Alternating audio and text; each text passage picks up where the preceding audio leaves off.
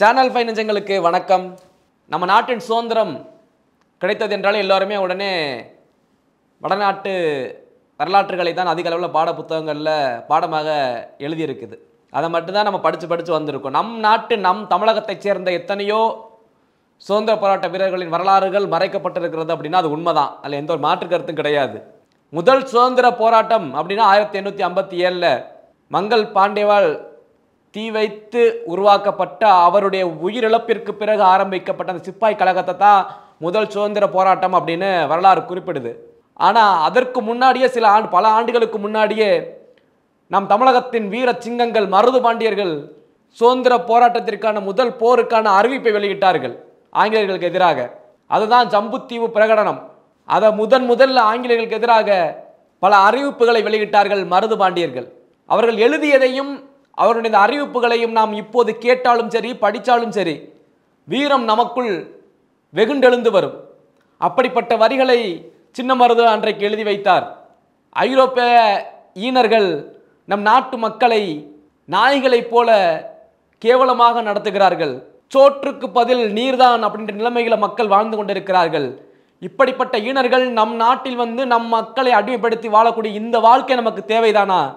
நமக்கான போராட்டத்தை நாம் தானே முன்னெடுக்க வேண்டும் அப்படின்னு அந்த அறிவிப்பில் இருந்திருக்கு. அவர்கள் தாங்கள் ஒரு மன்னர்கள், தாங்கள் ஏதோ ஒரு வகையில் ஒரு பாதுகாப்பான முறையில் வாழ்ந்துட்டு போயிடலாம் அப்படின்ற ஒரு நிலையில் உள்ள அந்த மருது பாண்டியர்கள் தங்களுடைய சுகத்தை தாண்டி தன் மக்களின் சுகத்திற்காக முதலாக ஆங்கிலேயர்களுக்கு எதிராக அந்த போர் அறிவிப்பை வெளியிட்டார்கள். அந்த ஐரோப்பிய ஈனர்களை நாம் அடித்து ஒழிக்க வேண்டும். அனைத்து பாளையங்களைச் சேர்ந்தவர்களும் போர் சூழல் போர் கொள்கொண்டு எழுந்து எங்கோடு வாருங்கள், அந்த ஐரோப்பியர்களை ஒழித்து காட்டுவோம். அவர்களின் பெயர்கள் கூட நம் நாட்டில் மிஞ்சி இருக்கக்கூடாது.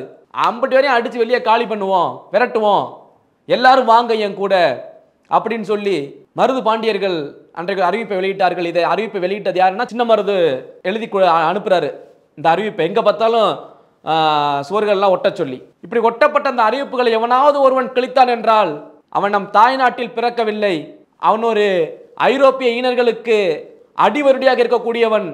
அவனையும் நம்ம விட்டு வைக்கக்கூடாது, அவனையும் அழித்து ஒழிக்க வேண்டும். எப்படி இந்த அறிவிப்புகள் ஒட்டி இருக்கு பார்த்தீங்களா? அதை கிழிச்சா கூட அவன் கூட நம்ம தாய் நாட்டுக்கு துரோகம் பண்ற நாயை கூட விட்டு வைக்காதீங்க அப்படின்னு அறிவிப்புகள் இருக்குது. நம் நாட்டு மக்களை இப்படி அடிமைத்தனத்தின் உச்சத்திற்கு கொண்டு நிறுத்திய அந்த ஐரோப்பிய ஈனர்களை நாம் அடித்து ஒழிக்க வேண்டும். எல்லோரும் எங்களோடு வாருங்கள், நாம் அனைவரும் பிரிந்து கிடைக்க வேண்டாம். உங்களுடைய சூழ்ச்சி நமக்கு புரிய மாட்டேன். பிரிஞ்சிருக்கனால பல்வேறு சாதி மதங்கள் அடிப்படையில் பிரிஞ்சிருக்கீங்க, எல்லாரும் ஒன்னா வாங்க, நம்ம எல்லாம் ஒண்ணுதான் சொல்லி எல்லாரையும் ஒரு அணிக்கு வர சொல்றாரு. எல்லாம் ஒன்னா நின்று போராடலாம், சண்டை செய்வோம் வாங்க அப்படின்னு சொல்லி கூப்பிடுறாரு. அந்த ஐரோப்பியர்களை விரட்டி அடிக்கும் இந்த போராட்டத்தில் இல்ல நாங்க வரமாட்டோம், நாங்க அவங்க பக்கம் தான் நிற்போம், இது தவறு, இந்த கொள்கை தவறுன்னு சொல்லக்கூடியவர்களுடைய மீசை, அப்படி சொல்லக்கூடியவர்கள் இந்த கொள்கை தவறு என்று சொல்லக்கூடிய மீசை என் அடிமயிருக்கு சமம் அப்படின்னு சொல்றாரு. எங்களுடைய இந்த கொள்கையை ஏற்காதவர்களை, அவர்களுடைய பிள்ளைகளை ஐரோப்பியர்களுக்கு கூட்டி கொடுத்து பெற்றெடுக்கப்பட்ட பிள்ளைகளுக்கு சமம் அப்படின்னு சொல்லி சொல்றாரு. ஐரோப்பியனின் ரத்தம் கலக்காத ஒவ்வொரு மானமிகு தமிழனும் எங்கோடு நில்லுங்கள், அந்த ஐரோப்பிய ஈனர்களை அடித்து விரட்டுவோம், அதற்கு நாங்கள் முதலாக நிற்கிறோம் அப்படின்னு ஒரு அறிவிப்பை வெளியிட்டாரு சின்ன மருது. தங்களுடைய சுகத்தை தாண்டி தன் நாட்டு மக்களுக்காக தங்களுடைய உயிர் தியாகம் செய்தவர்கள் நம் மருது பாண்டியர்கள். எப்போது எடுத்தாலும் வெளிநாட்டவர்களையும் அந்த காலத்தில் ஆண்ட அரசர்களையும் அந்த காலத்தில் ஆண்ட ராஜாக்களையும் அவங்களுடைய போர் திறன்களை மட்டுமே பேச முடிஞ்ச நமக்கு நம்ம நாட்டில் பெரும் புஜங்களை கொண்ட பெரும் வீரத்தை கொண்ட நம் பாட்டனார்கள் மருது சகோதரர்களை பற்றி பெரிய அளவில் யாரும் பேச மாட்டாங்க. புத்தகத்திலையும் சரியாக கால் பகுதி கூட இல்லை, அதுலேயும் மிக குறைவான பகுதி தான் இருக்குது. நான் படித்தவரை மருது சகோதரர்கள் என்றால் என்ன, சகோதரர்கள் தூக்கிலிடப்பட்டார்கள், இப்படித்தானே இருக்குது எல்லாமே. அவர்கள் எதற்காக தூக்கிலிடப்பட்டார்கள், என்ன காரணத்திற்காக, அவர்களுடைய சுதந்திர போராட்டம் எங்க ஆரம்பிச்சது? ஏன்னா மங்கள் பாண்டே இறந்ததுக்கு அப்புறம் முதல் சிப்பாய் கழகம் முதல் சுதந்திர போராட்டம் அறிவிக்கப்படுது. அதற்கு முன்னே பல ஆண்டுகளுக்கு முன்னாடி ஆங்கிலேயனுக்கு போர் மிரட்டல் விடுத்தார் சின்ன மருது. ஆனால் அது ஒரு சுதந்திர போராட்டமாக கருதப்படலை. ஆனால் அதில் ஏகப்பட்ட மக்கள் பின்னாடி திரண்டாங்க மருது சகோதரர்களுக்கு பின்னாடி. அதே பெரிய அளவில் ஒரு சுதந்திர போராட்டமாக வரலாற்று அறிஞர்களுக்கு எழுத கைவல்ல போல. ஏன்னா தமிழ்நாட்டு சிங்கங்கள் அப்படின்ற காரணத்தினாலயா இல்லை என்ன காரணம்னு எனக்கு தெரியல. அப்படிப்பட்ட அந்த மருது சகோதரர்களினுடைய வீரத்தை நம் நாட்டு பெண்கள் படித்தாலோ இல்லை ஏதோ ஒரு வகையில் நீங்கள் கேட்டாலோ போதும்.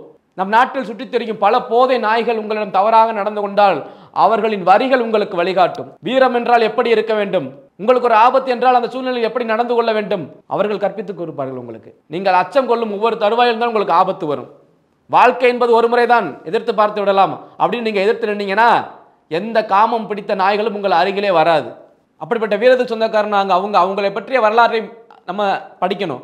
தமிழ்நாடு சேர்ந்த தமிழர்கள் நம்ம அனைவருமே அதை படிக்கணும். குறிப்பா நம்ம படிக்காட்டி வேற அவன் மற்றவன் எப்படி படிப்பான்? நாம முதல்ல படிக்கணும், படிச்சு சொன்னாதான் மற்றவனுக்கு தெரியும். அதில் மருது சகோதரருடைய மூத்தவர் இருக்கார் பார்த்தீங்களா, பெரிய மருது. அவர் கொடை வள்ளல். அதை யாரும் சொன்னா? இங்க யாரையோ கொடை வள்ளல்னு சொல்றீங்க. இந்த மகனுடைய ஒரு கொடை வள்ளல் எப்படி தெரியுமா?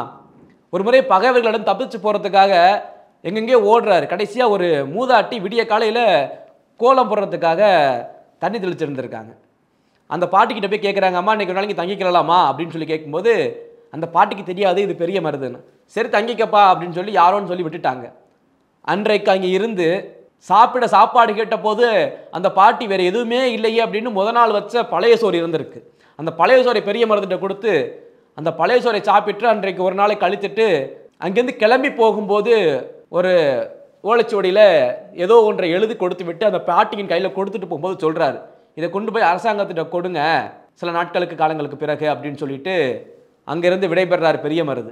பிறகு பெரிய மருது சின்ன மருது கைது பண்ணி அவங்க தூக்கிடுறதுக்கு முன்னாடி கடைசி ஆசை கேட்கும் போது தான் சொல்கிறாரு, நான் யார் யாருக்கு என்னென்ன வாக்குறுதிகள் கொடுத்தேன், என்னென்ன நான் தானமாக கொடுத்தனோ அது எல்லாத்தையும் அவங்களுக்கு கொடுத்துருங்க அப்படின்றதான் கடைசியாக பெரிய மருது சின்ன மருதுன்னு சொன்னது. அப்படி பெரிய மருது சொன்னதற்கு அடிப்படையில் அந்த பாட்டி அந்த ஓலைச்சுவடியை கொண்டு வந்து கொடுக்கும்போது ஒரு ஊரையே எழுதி வச்சிருக்காரு பெரிய மருது.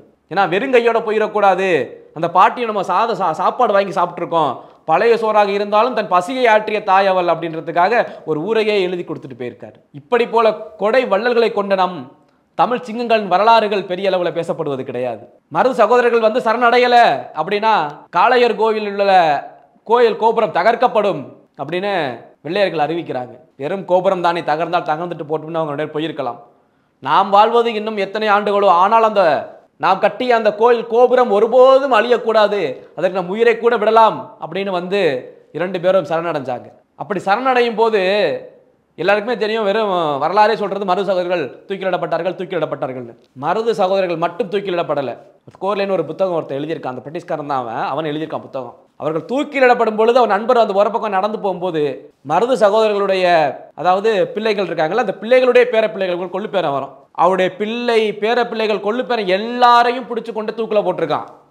சின்ன மருது கேட்டிருக்காரு, எங்களை பிடிச்ச நான் உங்களை எதிர்த்தேன், எங்களை பிடிச்ச தூக்கில் போடுற கரெக்டு, வாழேந்தாத ஆயுதம் ஏந்தாத என் மக்களையும் எங்கள் பிள்ளைகளையும் பேர பிள்ளைகளையும் எதுக்கு போடுறேன்னு கேட்டதுக்கு, உன் வம்சத்தில் ஒரு சிறு ஆண்மகனை கூட நான் விட்டு வைக்க விரும்பவில்லை, அது எங்களுக்கு ஆபத்தாக வரும்.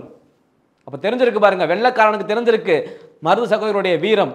வெறும் சிறு பிள்ளையாக இருந்தால் கூட இது நமக்கு நாளைக்கு பிரச்சனையாக நிற்கும், ஒருத்தனையும் உயிரோடு விடக்கூடாது, அனைவரையும் தூக்கில போடுங்கன்னு சொல்லி அனைவரையும் தூக்கில ஏற்றினான். இப்படிப்பட்ட உயிர் தியாகம் செஞ்சவங்க அவங்க நம் நாட்டு சுதந்திரத்திற்காக. அவர்களின் வரலாற்றை படிப்பதை விட மிகப்பெரிய வேலை நமக்கு ஒன்று கிடையாது. அந்த படிப்பதனால் நமக்கு என்ன யூஸ்ன்னு கேட்பீங்க. பல வரலாறுகளை நாம் மறந்ததால் தான் இன்றைக்கு இப்படி தலைகுனிந்து பல இடங்களில் நாம் நின்று கொண்டிருக்கிறோம்.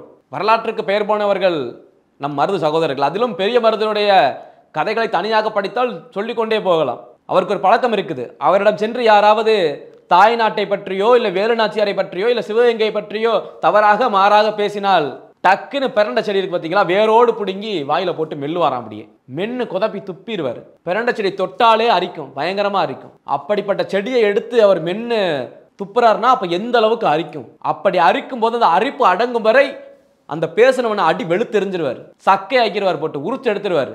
தன்னுடைய வெறிய வேகத்தை எப்படி காட்டணும்னு அவருக்கு தெரிஞ்சு பாருங்க. இந்த பிரண்ட செடியை மென்னுட்டு துப்பிற அந்த வெறி அந்த அரிப்பு அடங்கும் வரை அவனை போட்டு அடிப்பாரான். அந்த மாறாக தாய்நாட்டை பற்றியோ வெளிநாச்சாரை பற்றியோ சிவகங்கை சீமையை பற்றி பேசியவனை. அப்படிப்பட்ட மருது சகோதரர்கள் வாழ்ந்த நம் பூமியிலே நாமளும் வாழ்ந்துகிட்டு இருக்கோம். வெள்ளைக்காரன் ஒன்று நேரடியாக போயிட்டு மருது சகோதரர் சண்டை போடணும்னு செய்யலை. வெள்ளைக்காரனுக்கு தெரிஞ்சிருக்கு இவன் ரொம்ப பலம் பொருந்தியவன், இவன் நம்ம நேரெல்லாம் போய் அட்டாக் பண்ண வேண்டாம், அவங்க கூட நம்ம சமரசமாகவே போகலாம்னு தான் இருந்தாங்க. அது வரைக்கும் தான் ரன் பண்ணிட்டு இருந்தாங்க. என்றைக்கு வீரபாண்டிய கட்டபொம்மன் தூக்கிலிடப்பட்டு ஊமைத்துறை சென்று சின்ன மருதிட போயிட்டு சரணடைகிறார். அப்போது பெரிய மருது கூட தெரியாது. சின்ன மருதிட்ட சொல்லி சின்ன மருது ரொம்ப பாதுகாப்பாக வச்சிருக்காரு, ரகசியமாக வச்சிருக்காரு. வெள்ளைக்காரர்கள் கடைசியாக கண்டுபிடித்து ஊமைத்துறையை வைச்சிருக்கிறது நீங்கள் தான் பாதுகாப்பு கொடுத்துருக்குன்னு சொன்ன உடனே பெரிய மருது கூட கொஞ்சம் யோசிச்சார். ஆனால் சின்ன மருது ஒரே வார்த்தை தான் சொன்ன, அண்ணன் கிட்ட நம்மை நம்பி வந்து விட்டான் அவன், அவனை எப்படி கைவிட முடியும், நம் உயிரே போனாலும் அவனை மட்டும் கைவிடக்கூடாது அப்படின்னு சின்னமருது சொன்னார். அந்த ஒரு கொள்கையில் பிடிப்போட இருந்தனால தான் அந்த இருவரும் இன்றைக்கு மரணித்து போனார்கள். அன்னைக்கு தன்னை நம்பி வந்தோன்னே என்னை கைவிட்டுறாத அப்படின்னு சின்னமருதினுடைய அந்த வரிகள் இன்றளவுக்கு எத்தனை பேருக்கு தெரியும், எத்தனை பேருக்கு புரியும்? தமிழரினுடைய பாரம்பரியம், தமிழனுடைய கொள்கை, இதையெல்லாம் சொல்ல சொல்ல சொல்ல ஜென்னில் அடங்காமல் போகும். அதில் ஒரு சிறு சிறு எடுத்துக்காட்டுகள் தான் இந்த மாதிரி மருது சகோதரனுடைய வரலாறு. வரலாற்றை படியுங்கள், வரலாற்றை மறந்து விடாதீர்கள். வருங்காலத்தில் தமிழன் என்ற ஒருத்தன் இருந்தான், வாழ்ந்தான் அப்படின்றது இருக்கக்கூடாது. தமிழன் ஒருத்தன் இருந்தான், வரலாறு படைத்தான், அந்த வரலாற்றை நாம் படிக்கிறோம் அப்படின்னு பிற்காலத்தில் பேசணும். அந்த மாதிரியான ஒரு வரலாற்றுகளை நீங்கள் படியுங்க. அந்த வரலாற்று செய்திகளை போல் நீங்களும் சில நற்செயல்களை செய்யுங்கள். நன்றி.